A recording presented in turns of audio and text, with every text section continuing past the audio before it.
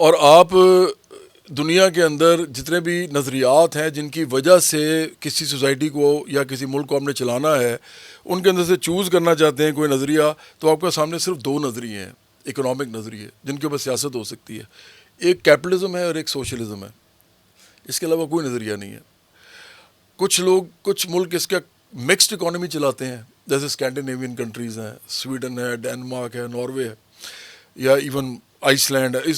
ایک دو ملک اور بھی ہیں جو ان کے اندر بڑا زبردست عورتیں بھی جہاں پہ ان کی بن رہی ہیں. فن لینڈ ہے مثال کے طور پہ، آئس لینڈ فن لینڈ.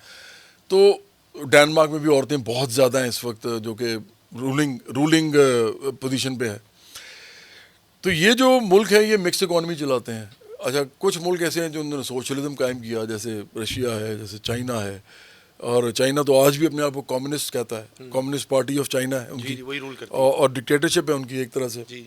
تو اب باقی ملک جو ہیں وہ آپ کو پتہ ہے یورپین ملک ہیں، اور یہ جو ہے امریکہ، کینیڈا، پھر جاپان اور رشیا، اب والا رشیا، یہ سارے اب وہ کیپٹلسٹ اسٹرکچر کے اندر بیٹھے ہوئے ہیں.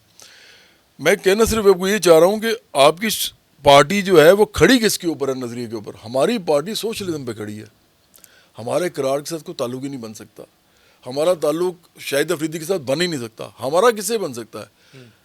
وہ جو نہیں ہے زہران ممدانی، اس سے بن سکتا ہے. اچھا، ہمارا تعلق بن سکتا ہے برنی سینڈرز کے ساتھ، جو امریکہ میں ڈیموکریٹک پارٹی کا، جو اپنے وہ ڈیموکریٹک سوشلسٹ کہتا ہے. ہمارا تعلق بن سکتا ہے جیریمی کاربن سے، جو کہ لیبر پارٹی کا چیئرمین تھا. تو ہمارے تعلقات ان سے یا چائنیز کمیونسٹ پارٹی مگر جو ڈیموکریٹک پارٹی سے جڑا ہوا ہے نا زہران ممدانی. یہی تو اصل بات ہے. ڈیموکریٹک پارٹی اسٹیبلش پارٹی کے ساتھ آپ نے جڑ کتنی کر اچھی بات کی ہے اسامہ، آپ نے اتنی انٹیلیجنٹ بات کی ہے، میں حیران ہو گیا ہوں آپ کی بات پہ. آپ دیکھیں پاکستان کے اندر جو اسٹیبلش پارٹیز ہیں وہ تین ہیں. ایک پی ٹی آئی ہے، ایک مسلم نون ہے، اور ایک پیپلز پارٹی ہے. اور تینوں رائٹ کی پارٹیز ہیں. رائٹ کا مطلب یہ نہیں ہے، یہ لوگ غلط سمجھتے ہیں کہ رائٹ اور لیفٹ کا مطلب یہ ہوتا ہے کہ مذہبی پارٹی اور غیر مذہبی پارٹی. بالکل غلط بات ہے یہ. میرے مذہب کا میرے سیاسی نظریے سے کوئی تعلق نہیں ہے. سیاسی نظریہ ہوتا ہے رائٹ اور لیفٹ کا، کہ یہ کیپٹلسٹ مائنڈ سیٹ ہے. ہماری مذہبی جماعتیں اور بہت سی ہیں نا، جے یو آئی ہے، جماعت اسلامی ہے، بہت ساری ہیں. تو اس لیے ہم رائٹ کی جو پارٹیز ہیں نا وہ تینوں یہ رائٹ کی ہیں. یہ تینوں سرمایہ دار جگیردار پارٹیز ہیں.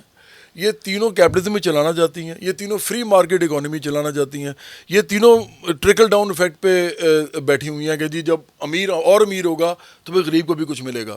یہ ہے نا نیو لبرل اکانومی جو ہے. ہماری پارٹی سوشلسٹ پارٹی ہے، اور ایک عوامی پارٹی بن رہی ہے جو سوشلسٹ پارٹی ہے. اب ایشو یہ ہے کہ اس ڈیموکریٹک سیٹ اپ کے اندر کیا کوئی ایسی پارٹی ان تینوں میں سے ہے جو زہران ممدانی جیسے بندے کو پیدا کر سکے؟ نہیں ہے، کر ہی نہیں سکتا یہ. کیونکہ یہ زہران ممدانی وہاں پیدا ہوتا ہے جہاں پہ ڈیموکریٹک پارٹی یہ سمجھتی ہے کہ ٹرمپ اتنی بڑی ایک نیوسنس بن گیا ہے کہ اس کے سامنے سوشلسٹ ہی کھڑا کرو، کیونکہ ادروائز تو یہ اب قابو نہیں آئے گا. یہ اینٹی امیگرنٹ ہے، یہ اینٹی غازہ ہے، جو وار ہو رہی ہے، یہ اینٹی ہیومینیٹیرین ہے. ایکچولی یہ ہیومینیٹیرین ہے ہی نہیں. وجیب الریف صاحب وہ آدمی نکل آیا، اور یہ ان کی معاشرے کا آپ سمجھو کہ کیپٹلسٹ سوچ اور انحطاط ہے. ان کے معاشرے کی ڈی جنریشن ہے کہ ٹرمپ جیسا بندہ وہاں پہ پریزیڈنٹ بن گیا. تو زہران ممدانی اس پورے ایک کانسیپٹ کے سامنے کھڑا کیا ہے انہوں نے کہ جو اتنا تنزلی کی طرف جا رہا تھا امریکہ، اس کو تھوڑا سا کھڑا کیا جائے، کیونکہ لیفٹ رائٹ کو ہمیشہ لیفٹ ہی بیلنس کرتا ہے.